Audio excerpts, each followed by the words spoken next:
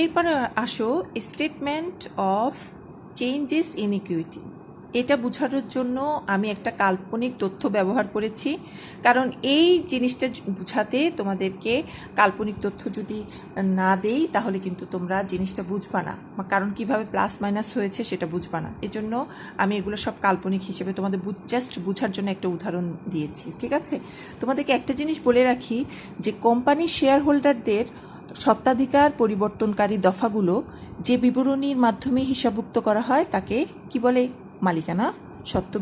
মালিকানা সত্ত্বের পরিবর্তন বিবরণী বলে, তাই না? আরেকবার বলছি, মনোযোগ দিয়ে শুনো। কোম্পানির শেয়ার হোল্ডারদের স্বত্বাধিকার পরিবর্তনকারী দফাগুলো যে বিবরণীর মাধ্যমে হিসাবভুক্ত করা হয় তাকে মালিকানা সত্ত্বের পরিবর্তন বিবরণী বলে। তো IAS 1 কি বলেছে জানো? IAS 1 অনুযায়ী এই বিবরণী প্রস্তুত করা কিন্তু প্রয়োজন, মানে তোমাকে প্রস্তুত করতে হবে, মানে কোম্পানিকে প্রস্তুত করতে হয়। এই বিবরণীর মাধ্যমে কি কি জানা যায়? Common stock, additional paid in capital, reserve fund, retained earnings ইত্যাদির উদ্বৃত্তের পরিমাণ খুব সহজেই জানা যায় একটা ছকের মাধ্যমে। তো যে সকল কোম্পানি মালিকানা সত্ত্বের পরিবর্তন বিবরণী প্রস্তুত করে তাদেরকে পৃথকভাবে কি করতে হয় না? রিটেইনড আর্নিং স্টেটমেন্ট প্রস্তুত করতে হয় না। মানে তুমি যদি statement of changes in equity প্রস্তুত করো তাহলে রিটেইনড আর্নিং স্টেটমেন্ট প্রস্তুত করতে হয় না, ঠিক আছে? যে কোনো একটা করতে পারবা, রিটেইনড আর্নিং স্টেটমেন্টস অথবা কি statement of changes in equity. তো যাই হোক, এখন যেহেতু একটা কাল্পনিক তথ্য দিলাম, তথ্যের মাধ্যমে একটা উদাহরণ দিয়েছি, তোমরা দেখো কিভাবে করেছি। এখানে statement of changes in equity x কোম্পানিটা দেয়া আছে। এখানে টাইটেলটা দেখো, অ্যাকাউন্টস টাইটেল। এখানে balance as on January 1, 2019, common stock 3 lakh, additional paid in capital 10,000, general reserve 10,000, retained earning 50,000, যেটা ওপেনিং আর কি, এগুলো সব ওপেনিং। টোটাল আছে এই সবগুলো যোগ করে 3,70,000, ঠিক আছে?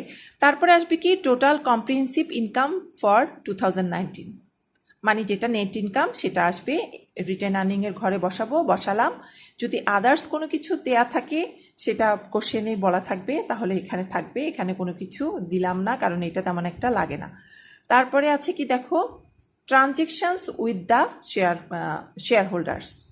তো কল এরিয়ার যদি থাকে এখানে আসবে, মানে কমন স্টকের ঘরে আসবে, মানে কমন স্টক থেকে এটা টোটাল ওপেনিং থেকে বাদ যাবে। তারপরে যেহেতু বাদ যাবে এখানেও বাদ যাবে টোটালের ঘরে, ঠিক আছে? তারপরে দেখো ট্রান্সফার টু জেনারেল রিজার্ভ, যেটা জেনারেল রিজার্ভে ট্রান্সফার করতে হবে, তাহলে জেনারেল রিজার্ভের ঘরে 2,000 বসালাম। হ্যাঁ, 2,000 বসানোর পরে যেহেতু জেনারেল রিজার্ভে ট্রান্সফার করলে আমার রিটেন আর্নিং কমে যাবে, এখানে মাইনাস কত 2,000 দিলাম। এরপরে আছে কি দেখো, ইনকাম ট্যাক্স পেইড আছে 3,000। হ্যাঁ, তো পেইড যেহেতু তাই আমার এটা রিটেন আর্নিং থেকে বাদ যাবে, এখানেও বাদ যাবে। আর এই 2,000 প্লাস মাইনাস হয়েছে, এই জন্য এখানে নীল, এটা আগেই বলে রাখি। তারপর প্রপোজ ডিভিডেন্ড যদি থাকে সেটাও বাদ যাবে। বাদ দেওয়ার পর আমার এখান থেকেও টোটাল থেকেও বাদ যাবে। তো এটা পার্টিকুলারলি ঘরের টোটাল, এটাও তো ইন টোটাল আমার 3,65,000, ঠিক আছে? এভাবে আমরা খুব সহজে statement of changes in equity করতে পারি। তোমরা আশা করি বুঝতে পেরেছো, এই ফর্মুলায় বেসিক্যালি করতে হয়। তো যাক, নেক্সটে আসো। এরপরে আসো রিটেইনড আর্নিং স্টেটমেন্ট কিভাবে করতে হয়। তোমাকে তো আগেই বলেছি তোমাদেরকে যে যদি statement of changes in equity করে তাহলে কিন্তু রিটেইন আর্নিং স্টেটমেন্ট করতে হয় না, কিন্তু যদি না করে তাহলে তো প্রস্তুত করতে হয়, তাই না? তো কিভাবে করব দেখো, এখানে প্রথমে আমাকে আনতে হবে আনডিস্ট্রিবিউটেড প্রফিট, মানে লাস্ট ইয়ার যে নেট প্রফিট ছিল সেটা আনবো, সেটার সাথে কারেন্ট ইয়ার নেট প্রফিট যোগ করব, তাহলে আসবে আমার টোটাল প্রফিট। তারপর এটার সাথে অ্যাড করব আদার ডিস্ট্রিবিউটেবল অ্যামাউন্ট, যেমন amount withdrawn from general reserve, যেটা জেনারেল রিজার্ভ থেকে উত্তোলন করা হয়েছে। তারপর ইনকাম ট্যাক্স রিফান্ড, তারপরে excess position of income tax, এগুলো সব আসবে। আসার পর এগুলো সব কিছু যোগ করার পর তারপরে আমার টোটাল আসবে, টোটাল ডিস্ট্রিবিউশন অ্যামাউন্ট, ঠিক আছে, এখানে থার্ড ঘরে নিয়ে আসবো। তারপরে এরপর এখান থেকে আমি ডিস্ট্রিবিউশনগুলো বাদ দিব।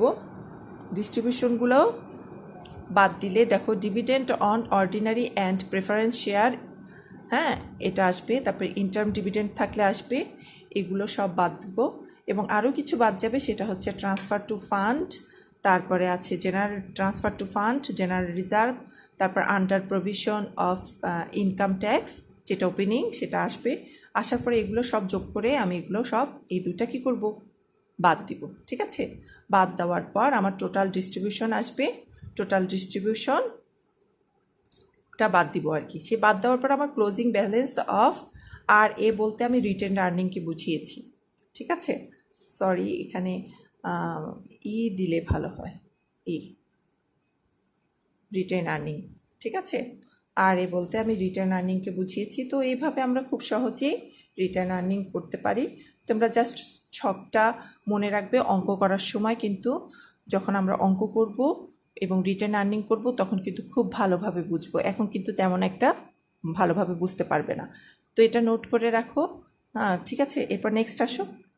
এরপরে আমাদেরকে যে স্টেটমেন্টটা তৈরি করতে হবে এই অঙ্কের জন্য, সেটা হচ্ছে যে স্টেটমেন্ট অফ ফিনান্সিয়াল পজিশন। তো এটার একটা ছক দিয়ে দিলাম। এই চ্যাপ্টারের অঙ্ক করতে আমার এটাও লাগবে। তো যাই হোক, নেম অফ দ্য কোম্পানি লিখবা, স্টেটমেন্ট অফ ফিনান্সিয়াল পজিশন। এখানে অ্যাসেটস দেওয়া আছে।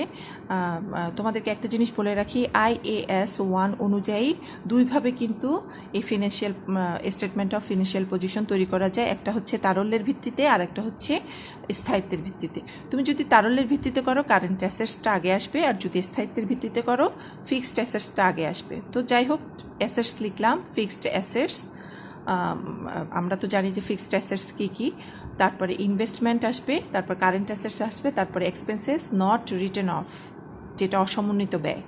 এগুলো সব কিছু যোগ করে আমার টোটাল অ্যাসেটস আসবে। আমি জাস্ট তোমাদেরকে এখানে প্রত্যেকটা জিনিস পয়েন্ট আউট করে দিয়েছি। এই পয়েন্টগুলো মনে রাখলে তোমরা অটোমেটিক কিন্তু করতে পারবা, অঙ্কগুলো অটোমেটিকই চলে আসবে। তো এই পয়েন্টগুলো মনে রাখলে কী হয়, আমরা কিন্তু এমনিই জানি যে ফিক্সড অ্যাসেটসগুলো কী কী, তারপরে ইনভেস্টমেন্টে কী কী আসে, কারেন্ট অ্যাসেটসগুলো কী কী, তারপরে অসমন্বিত ব্যয়গুলো কী কী, এগুলো কিন্তু আমরা জানি।